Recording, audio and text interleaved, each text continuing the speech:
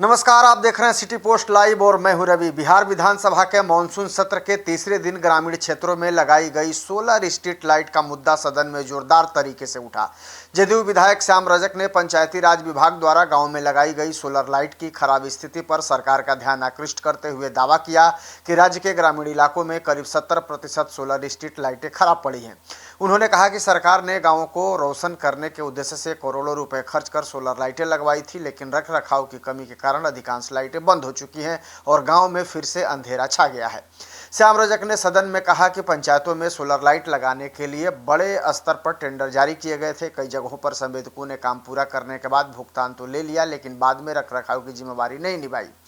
परिणाम स्वरूप खराब हो चुकी लाइटों की मरम्मत नहीं हो रही है। उन्होंने सरकार से मांग की है कि पूरे राज्य में बंद पड़ी सोलर लाइटों की जांच कराकर उन्हें जल्द से जल्द चालू कराया जाए ताकि ग्रामीणों को इसका लाभ मिल सके। इस मुद्दे पर जवाब देते हुए पंचायती राज मंत्री दीपक प्रकाश ने कहा कि विधायक द्वारा उठाया गया विषय महत्वपूर्ण है। उन्होंने स्वीकार किया कि राज्य के कई क्षेत्रों में सोलर लाइट खराब होने की शिकायतें मिली हैं, लेकिन यह कहना सही नहीं होगा कि 70% लाइटें बंद हैं। मंत्री ने स्पष्ट किया कि सरकार का पैसा लेकर कोई एजेंसी फरार नहीं हुई है।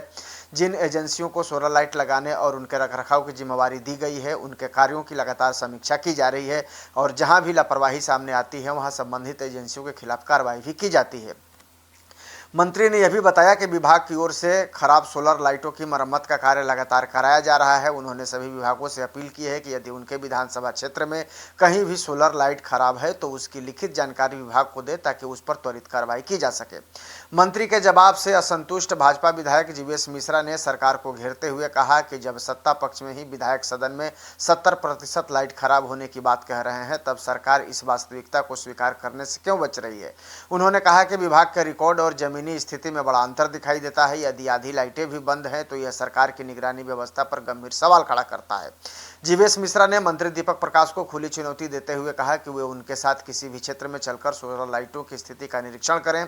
उन्होंने दावा किया कि मौके पर जाकर देखने से साफ हो जाएगा कि बड़ी संख्या में लाइटें बंद पड़ी हैं। उन्होंने ये भी आरोप लगाया है कि स्थानीय लोग और विधायक जब अधिकारियों से शिकायत करते हैं तो कई बार अधिकारी फोन तक नहीं उठाते, जिससे समस्याओं का समाधान नहीं हो पाता। इस पर मंत्री दीपक प्रकाश ने दोबारा आश्वासन दिया कि विभाग शिकायतों को गंभीरता से ले रहा है। उन्होंने कहा कि 19 अगस्त तक प्राप्त शिकायतों के निपटारे का प्रयास किया जाएगा और जहां भी एजेंसियां अधिकारियों की लापरवाही सामने आएगी वहां सख्त कार्रवाई भी की जाएगी।